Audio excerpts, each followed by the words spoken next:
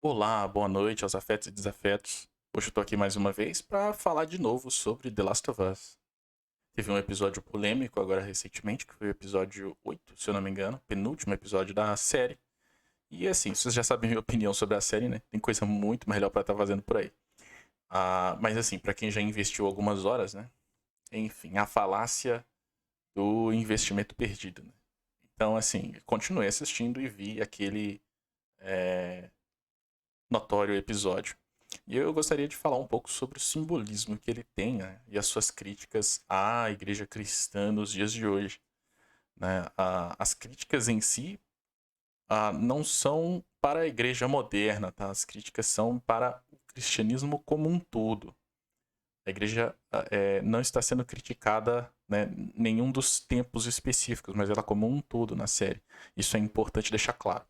Porque é certo que a série tenta gerar uma narrativa de que a igreja está corrompida. E muita gente pode confirmar dizendo, realmente, a igreja moderna está corrompida.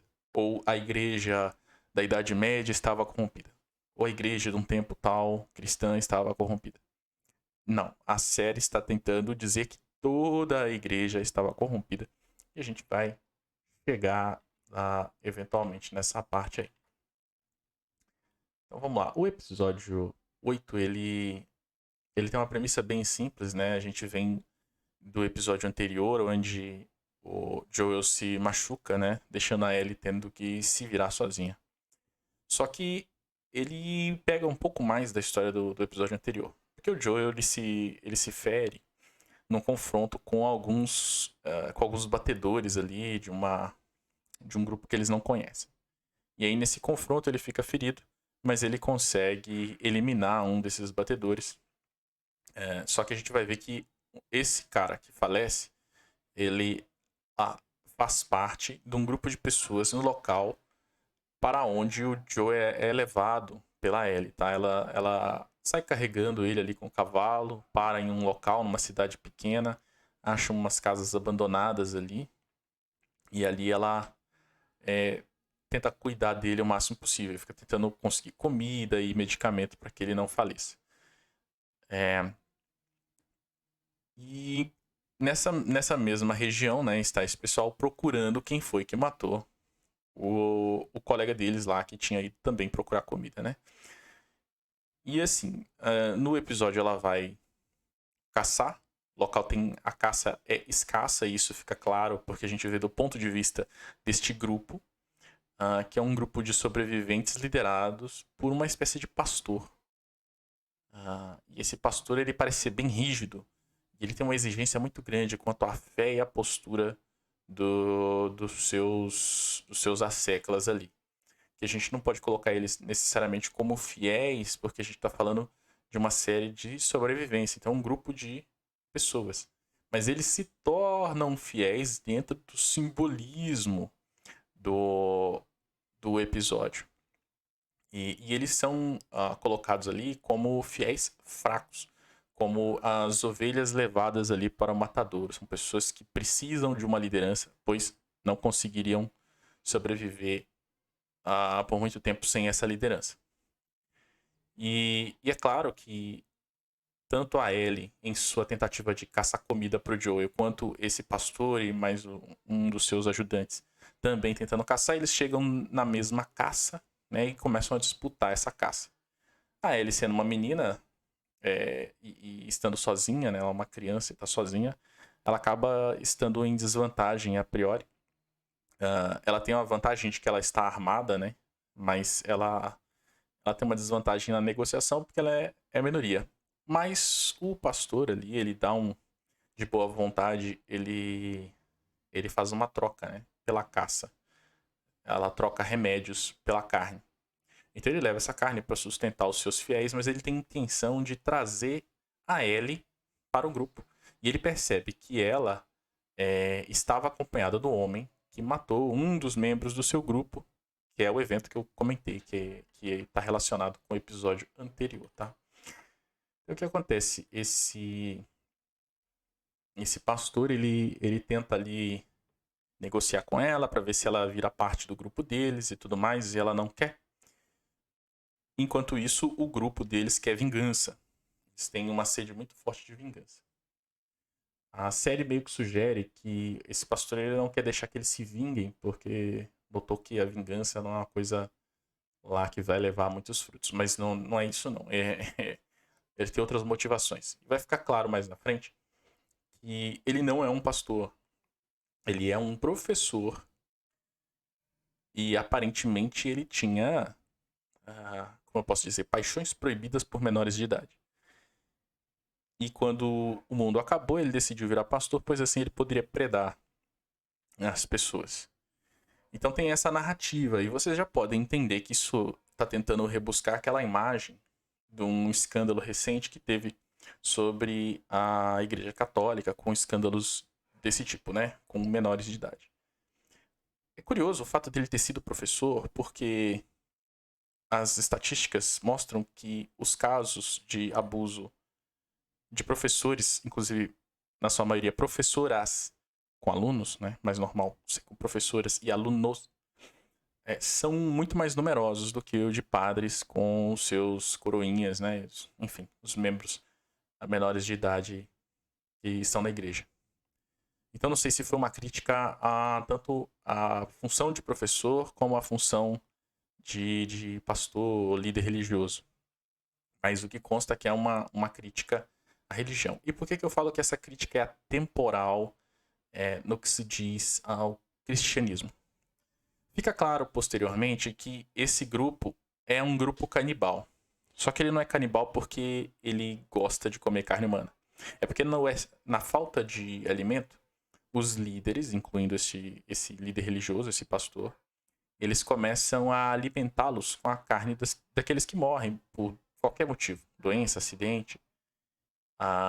Então as pessoas não sabem que estão comendo carne humana. Né? As ovelhas não entendem que estão comendo carne humana. De onde vem essa carne e qual a procedência dessa carne. E essa é uma crítica direta à ideia que os cristãos têm da comunhão com Cristo. É interessante porque os bárbaros, as tribos bárbaras, achavam extremamente esquisito os cristãos se alimentarem do seu Deus. Então eles achavam que eram literalmente canibais. Né? Quando alimentasse do corpo de Cristo tem um significado diferente. Não é um alimentar real, né? Mas é o simbolismo do corpo. Não é do corpo físico, mas da ideia do mundo físico, né? Da comunhão que se tem com as coisas. Enfim, é bem profundo, eu não vou abordar aqui por completo, mas é muito mais complexo. Então, essa crítica vem desse viés dos bárbaros. E ela é mantida aqui, na série, como uma espécie de repercussão disso. Tipo assim, todo o cristianismo acredita nisso. Portanto, é atemporal a crítica que se faz. Né? Querendo dizer que todos os grandes pastores e líderes religiosos são também grandes charlatães que vêm conduzindo ovelhas que não sabem exatamente o que está acontecendo ao redor delas. Né? Então acaba sendo uma crítica temporal. Você depois vai descobrir no final do episódio que na realidade o que ele quer com a Ellie é satisfazer esses desejos sujos, né, para com menores de idade, para não falar a palavra aqui. E é só isso que ele quer com ela. Isso não ficava aparente no início, então pareceu bem forçado quando essa revelação chega na série. Né? E de repente ele tem uma mudança de atitude, assim. Me pareceu como uma quebra de roteiro. Mas certamente a intenção de que ele fosse isso era presente no projeto do episódio, tá? Esse episódio foi feito como crítica ao cristianismo. E, enfim, ao terminar o episódio, é claro que todos os cristãos ali morrem. As ovelhas são esquecidas no episódio, né? As pessoas que participam desse grupo. Aqueles fracos que não têm opinião, que comem a carne humana sem saber. Né? Eles continuam fora do episódio, não são abordados de forma alguma, não tem resolução. Como se eles não fossem relevantes. E é claro, aí morrem todos. O Joe e a Ellie saem em segurança, como sempre. E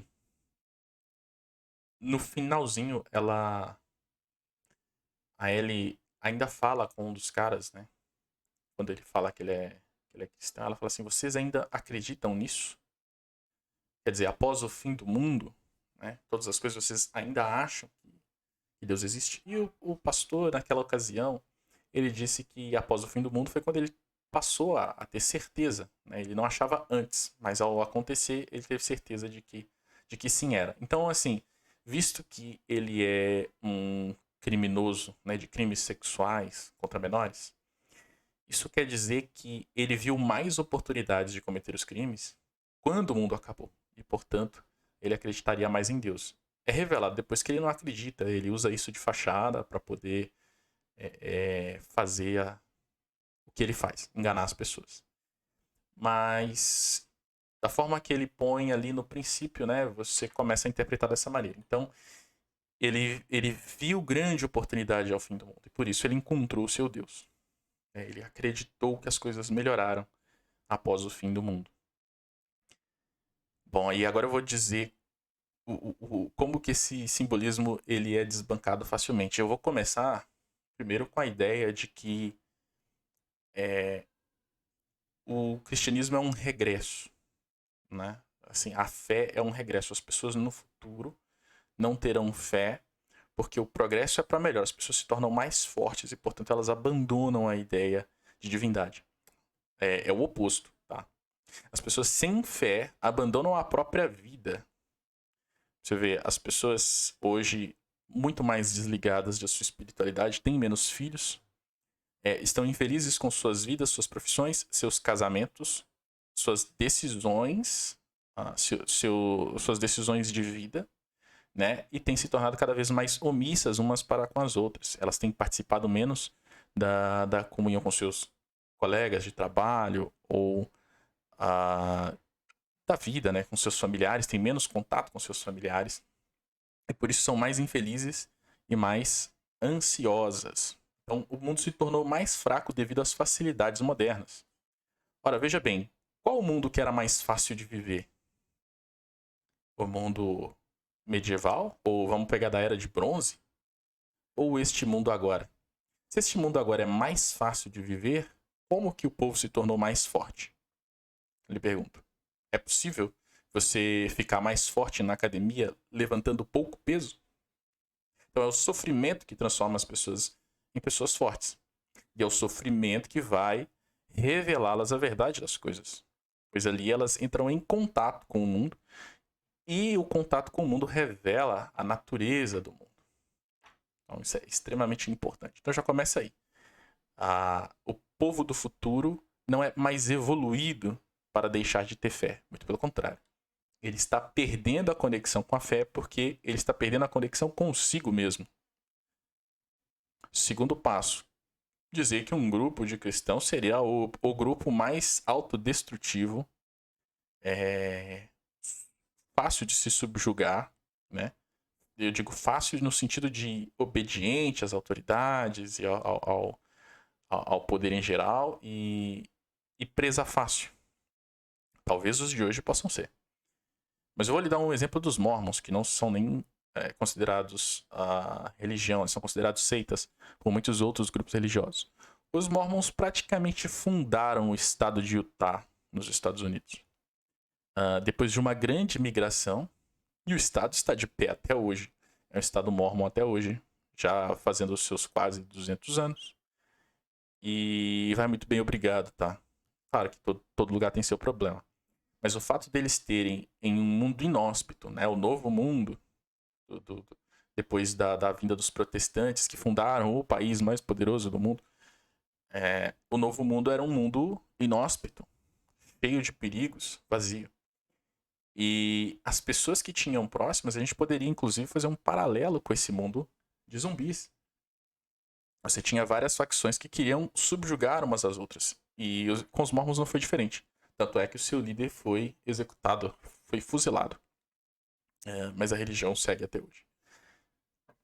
O outro erro crasso é a interpretação de que o verdadeiro cristão, e isso, é claro, a gente tem que considerar de que é uma crítica ao cristianismo a série e não a igrejas modernas, tá? Como eu disse, se torna atemporal por causa da crítica da comunhão com Cristo no corpo e no sangue, tá?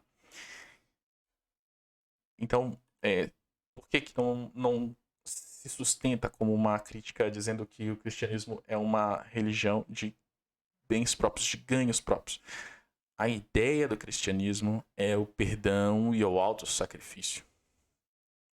Isso está evidente não só na história de Jesus Cristo, mas na história dos mártires, dos seus apóstolos e os discípulos dos apóstolos.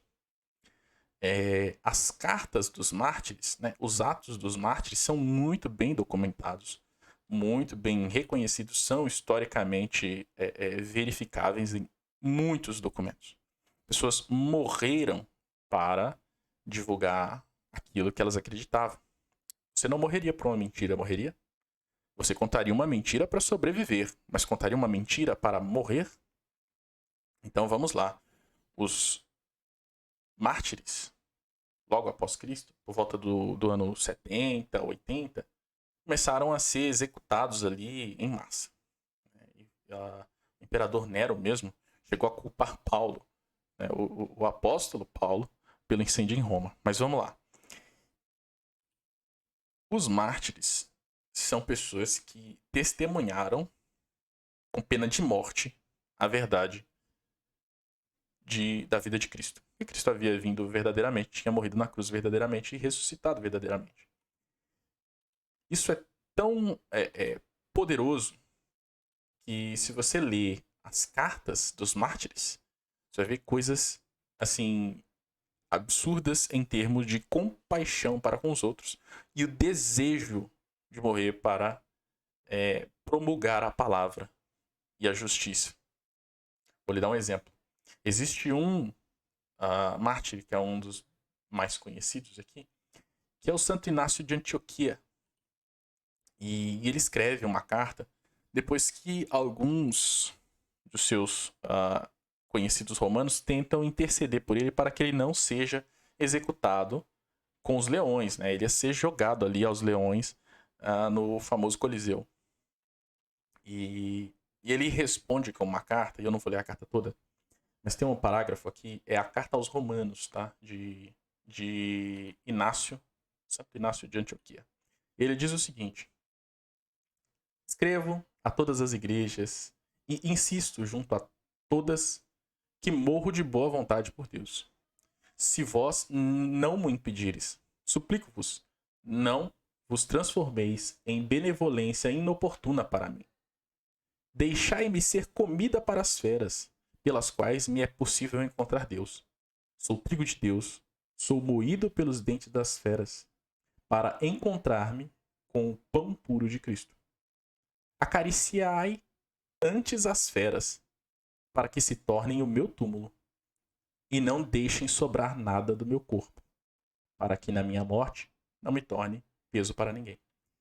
Então é um conceito extremamente equivocado de que uma religião focada em ganhos e lucros. Esse seria uma crítica, talvez, das igrejas modernas, mas não pode ser uma crítica voltada ao cristianismo, pois ela não se aplica. Cai por terra imediatamente. Toda a ideia por trás do evangelho, da vinda e de todos os mártires, é que é uma religião de perdão, de mudança e de autossacrifício. E isso está muito entrelaçado com a história dos cristãos. Portanto, o simbolismo da série é correto em muitos aspectos, em evidenciar e comparar muitos aspectos da fé cristã, mas ele erra ao abordá-los de uma forma como algo antiquado ou destrutivo. Se a crítica fosse a, por exemplo, falsos pastores ou falsos profetas, ela não incluiria símbolos imortais, né, e imutáveis da realidade daquilo que é o cristianismo. Portanto, ela mente, ela faz um simbolismo e uma inversão dos valores desse simbolismo. fazendo inclusive juízo de valor. Muito obrigado, série. Eu já não estava muito. Eu já não estava convencido de que você podia chegar tão longe. Depois de um outro episódio que fez uma certa alusão, a gente pode também fazer uma análise e estudo histórico. Um episódio, inclusive, que foi um pouco criticado e um pouco defendido sobre vieses políticos. Mas eu vou deixar isso para uma outra situação. Hoje eu queria focar só na crítica ao cristianismo e como que ela não prospera, tá? Então fica a dica aí, quando você for fazer crítica a uma religião, seja justo com os simbolismos dela. E quando for fazer crítica aos líderes, evite misturar as coisas. Esse episódio não é só um episódio polêmico por causa deste mau uso dos símbolos, mas também porque ele é um episódio mal feito. E sobre a qualidade do episódio a gente pode comentar depois, tá? Então, é isso, galera. Espero que vocês tenham curtido. Espero que vocês se interessem pela leitura, especialmente das Cartas dos Mártires. É um material excelente, tá? Toda a história dos mártires do cristianismo ali do primeiro século são histórias inspiradoras de pessoas muito fortes, ao contrário das pessoas que se veem hoje. Até mais. Afetos e desafetos. Até o próximo vídeo.